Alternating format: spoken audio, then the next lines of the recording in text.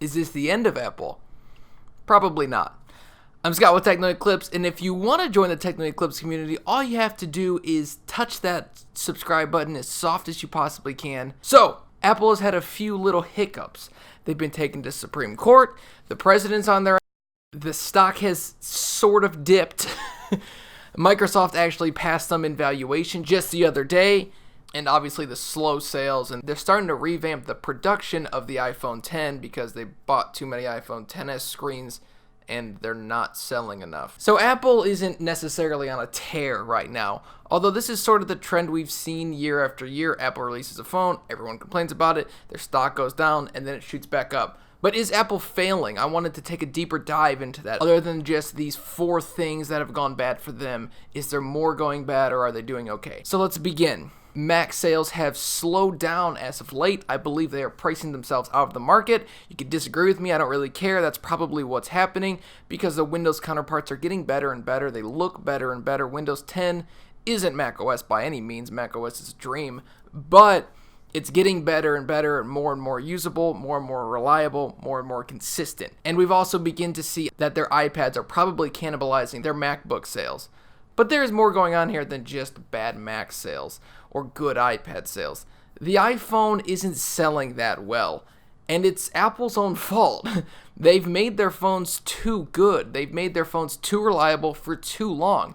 Why would you upgrade if your 5S, a phone released all the way back in 2013, is still going to be receiving updates? I can totally understand why people would hold on to that phone for 5 years, 6 years, if every year it actually gets better, especially with iOS 12. Apple is cannibalizing their own sales by making phones last too long. But it's a catch-22 because if they don't make their phones last long enough, people will complain about them not lasting long enough. But then stockholders will complain that no one's buying enough phones. Catch-22. But everyone knows Apple is a software company. They've been a software company, but they sell their software through hardware. Their hardware is a premium brand. They don't necessarily charge no money for their hardware, and their software is certainly premium. You can't get it on any other device other than just a Mac, an iPad, an iPhone, and an Apple Watch, and an Apple TV. There is no other device on the planet that will use Apple software legally that you can purchase through like Best Buy or something. So on that note,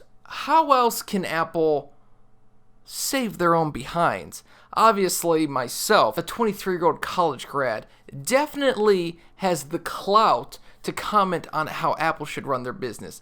Not really, but I had a few ideas on how Apple can make their software go a little bit further and how they can make a little bit more money. And these are probably ideas everyone else has said, but I came up with these. They were from myself, and if somebody else has said them, I don't really care. I probably didn't hear it. The first one, and I think this is the most important one, maybe the second most important one, is developing their own search engine. Now this might seem radical to you, but it makes sense. The iPhone is like the best-selling phone of all time. iPads are the best-selling tablet of all time. MacBooks are, Macs. But wouldn't it make sense to have Apple's search engine be the default search engine on Safari? Safari is actually sort of against what Apple likes. It's not locked down. You can literally go to any site to do anything. I know that sounds weird, but when you think about it, Apple doesn't let you use anything other than Apple Music on their HomePod. A speaker can only use one service to listen to music on. So I think what they should consider doing is locking down the most important part of the internet, which is the searching part, and making their search engine the most important one. A lot of people will look at Bing and say that what Microsoft did with Bing was actually a failure, but when you actually look at the numbers, Bing has a 5 to 10% market share on internet searches, and when you consider the fact that Bing didn't exist a few years ago, you could actually say Bing is very, very successful. Apple could definitely implement that same strategy in a similar way to what Microsoft has done. There's this thing called Bing Rewards. You can actually gain points just by searching with Bing, and you can turn those points into Amazon gift cards and stuff like that. Apple could implement that in a similar way to entice people to use their search engine by giving them some type of incentive, like getting points to maybe earn iTunes gift card or a discounted rate on one of their services like Apple Music or a free 50 gigabytes of iCloud storage. I don't know, something extra. Maybe they could entice people with that. Just one idea. The next idea is sort of turning iMessage into a social media type platform. Now this is way above my head, I have no idea, but iMessage is on a lot of iOS devices and on Mac devices, so again, locked into their ecosystem, and somehow turning that into some type of social media. To be honest, I don't really know if that would work, how it would even work, or if it's even possible, but it's on so many devices already, and it's the main messaging client for a lot of people that use an iPhone. It would make sense that they sort of push a little something more with that. They showed that they are willing to do that when they implemented apps on iMessage, but maybe if they took it a step further and added some type of extra features, I don't know how they would even do this. Just a thought. This next one is going to get people riled up in the comments, I imagine. And this is the one idea that wasn't solely my own. I've thought about it before, but I think I probably read it somewhere. But then somebody else brought it up in a comment a few videos back. Licensing macOS to other motherboard developers. So let's say they license macOS to Gigabyte, and Gigabyte will make Mac boards for Apple that have a premium. And then each year you have to pay like $50 just to use macOS on the computer that you would have built. Obviously, they'll probably never do this, but again, selling their software. Microsoft was the biggest company for a few minutes, and their biggest thing that they sell is Windows. Windows 10, Windows 7, Windows 8. But we see that software is the game now. Hardware, it doesn't really matter. Everything looks amazing. Everything's really powerful. It's all about software. Apple is the best software company on the planet. The problem is their barrier to entry with their price of some of their products is just a little bit too high.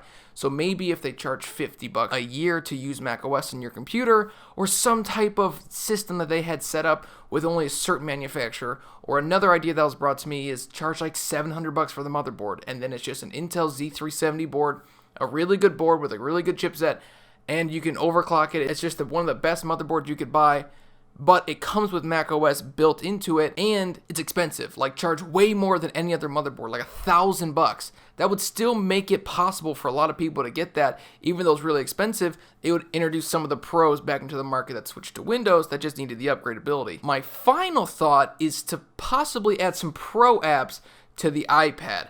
Obviously, there are some pro apps. LumaFusion is a really good video editing app. I have used that. It's not quite on par with a desktop class app, but it's very, very good. But we're missing the little Apple touch. They should implement Logic Pro and Final Cut Pro 10 onto the iPad.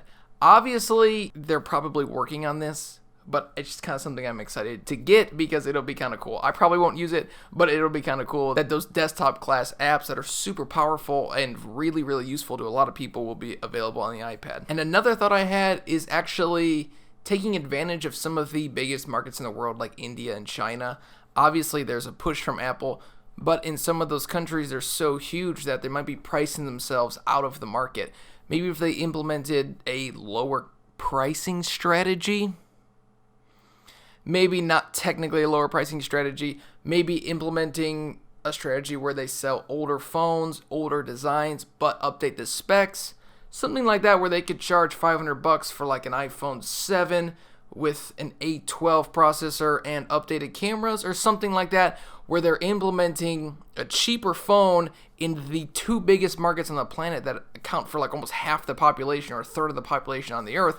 And if Apple could get in there, oh baby. And once the people start using iPhones, they know how good they are. Those are just some of the thoughts I had. I'm not sure. Obviously, Apple isn't done. This isn't Apple's swan song. They're not riding into the sunset, and we'll never hear from them again. And if you want them to fail, if you're an Android fan, you're an idiot.